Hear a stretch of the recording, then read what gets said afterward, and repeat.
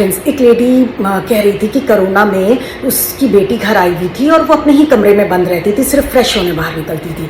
तो कह रही मैं दिन भर में उसको कई बार डांटती थी कि तुम ऐसे कमरे में मत बंद रहा करो, बाहर निकलो नहीं तो तुमको डिप्रेशन हो जाएगा। तो कह रही मैं कई दिन तक उसको ऐसे ही दिन में कई बार डांटती रही। एक बार कह रही उसने पलटी और मुझे बहुत ज़ोर से कहा कि मम्मी अगर आपको डिप्रेशन हो जाएगा तो इसका मतलब ये नहीं है कि औरों को भी डिप्रेशन हो जाएगा।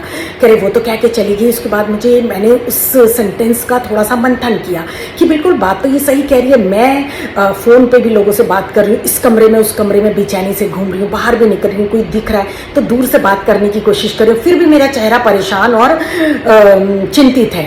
पर मेरी बेटी जितनी फ्रेश मॉर्निंग में दिखती है, उसके पास पूरे टाइम जब भी जाओ वो उतनी ही एनर्जेटिक लगती है। और वो कह रही थी कि वो अपना CV बना रही है, बाद में उसी CV के कारण उसकी बहुत अच्छी जॉब लगी। कई उसके क्लास के लोग भी कह रहे थे कि तुमने अपने कोरोना में इतना काम कर लिया, पर हम लोग तो इतना काम नहीं कर पाए, हम लोग तो रेस्टलेस रहते थे। तो मुझे लगा कि छोटा बच्चा कितनी अच्छी चीज़ सिखा के चला गया।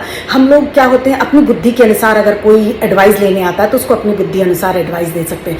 हो सकता है कोई बहुत इमोशनल हो, डिसीजन लेने में वीक हो, हम उसको बोलते हैं बोल्ड डिसीजन ले लो, वो खुश नहीं रहेगा क्योंकि वो सर्वाइव नहीं कर सकता। और कई बार हम कोई बहुत बोल्ड हो और उसको बोलो तुम दबो और तुम मतलब दूसरे के हिसाब से चलने की हम उसको एडवाइस दे सकते हैं, पर वो बोल्ड है, पर अगर वो हमारे एडवाइस के हिसाब से चलेगा वो भी खुश नहीं रह सकता है। इसलिए मुझे तो लगता है हम लोगों के पास अगर कोई आता है अपनी प्रॉब्लम को लेकर तो यही कहना चाहिए कि देखो मैं होती तो ऐसा करती, बाकी तुम अपने हिसाब से देख लो।